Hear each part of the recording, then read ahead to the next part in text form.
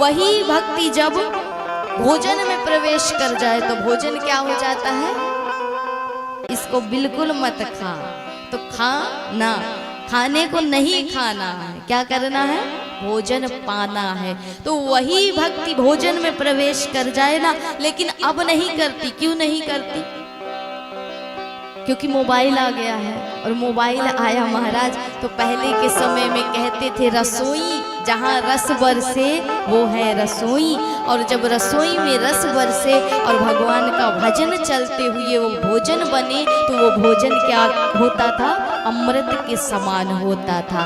इसलिए हमारी जो पहले की पीढ़ी थी वो बड़ी संस्कारी और समझदार थी, लेकिन आज की पीढ़ी इसलिए असभ्यता की ओर जा रही है, संस्कारों से वंचित हो रही है, क्योंकि अब किचन में खाना बनता है और जहाँ किचन हो वहाँ किचकिच ही होगा ना महाराज, दिन भर लड़ाई झगड़े ही होंगे।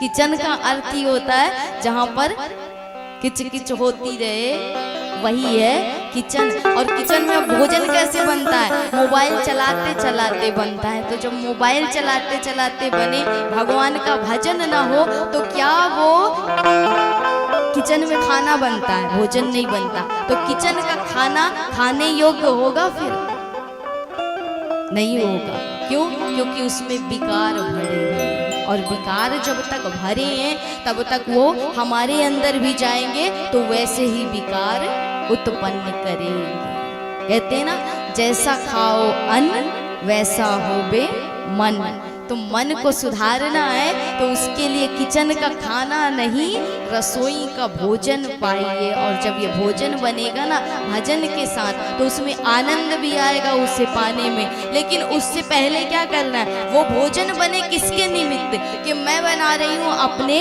गोविंद के निमित्त, अपने कान्हा के निमित्त। और जब इस भाव से आप उस भोजन को बनाओगे ना, उसमें रस भी आएगा, भाव भी आएगा, और मन की जो मलिनता है, मन में जो विकार है, उन विकारों को भी वो भोजन दूर करेगा। इसलिए कोई भी वस्तु बनाइए, आप कोई भी पदार्थ पकाइए, लेकिन उससे पहले अपने प्रभु को समर्पित कर दीजिए। जब भगवान को समर्पित हो जाएगा तो वो क्या बन गया?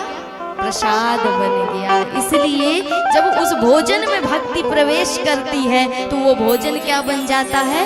प्रसाद बन जाता है। और वही भक्ति जब भूख में प्रवेश कर जाती है महाराज, तो वही भक्ति, वही व्रत, वही भूख व्रत बन जाता है, उपवास बन जाता है। उपवास का अर्थ होता है उप अर्थात समीप, और वास अर्थात निवास करना। तो उपवास शरीर का नहीं होना चाहिए। उपवास किसका होना चाहिए?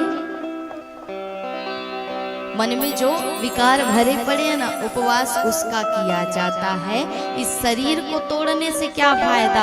इसे तोड़ करके क्या मिलेगा? कुछ मिलेगा? नहीं मिलेगा, कमजोरी आएगी और क्या मिलेगा। तो भगवान कहते शरीर के व्रत को व्रत नहीं कहते कि आपने अन्न ग्रहण नहीं किया तो उसे आप व्रत कह रहे हो।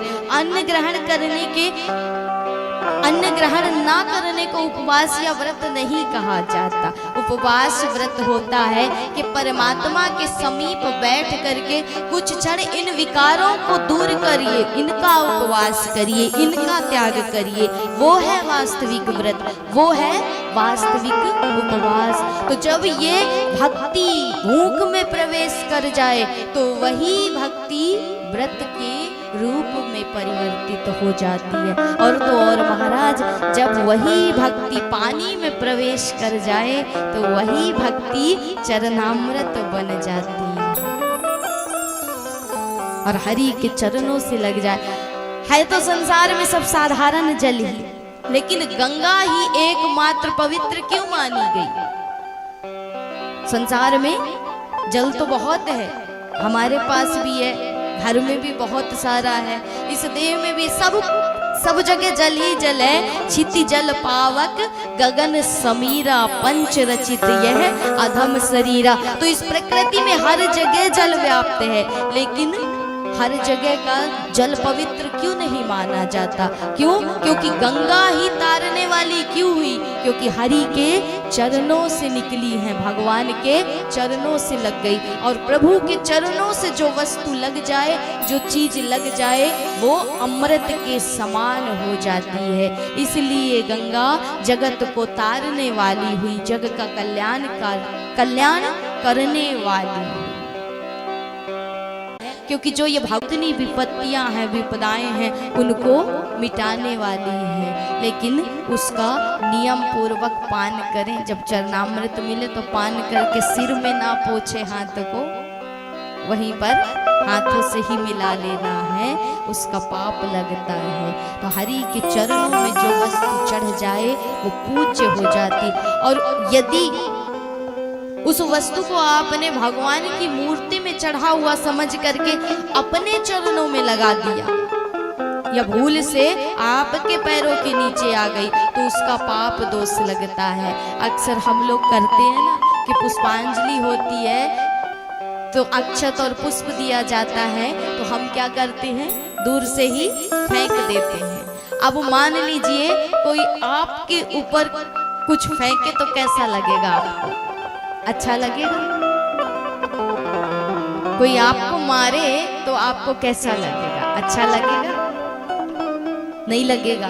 तो आप जो स्वयं के लिए अच्छा ना हो, जो स्वयं को अच्छा लगे, वही दूसरों के साथ करें, वही भगवान के साथ करें। और जो स्वयं को बात बुरी लगे, वो दूसरों के साथ भी नहीं करना चाहिए। सोच समझ करके कोई भी कार्य करना चाहिए। इसलिए कभी भी अक्षत हो, पुष्प हो, भगवान को मार करके, फेंक करके, मंदिरों में भी अक्सर भीड़ होती है, लोग यही करते हैं। लेकिन ये नियम के विपरीत है महाराज, इसका सेवा का अपराध लगता है, पाप लगता है। इसलिए उस पाप से मुक्ति पाने के लिए इन छोटे छोटे नियमों को यदि सुधारते चले तो जीवन में दुख समस्याएं नहीं आएंगी, जो विपत्तियां हैं वो नहीं बढ़ेंगी,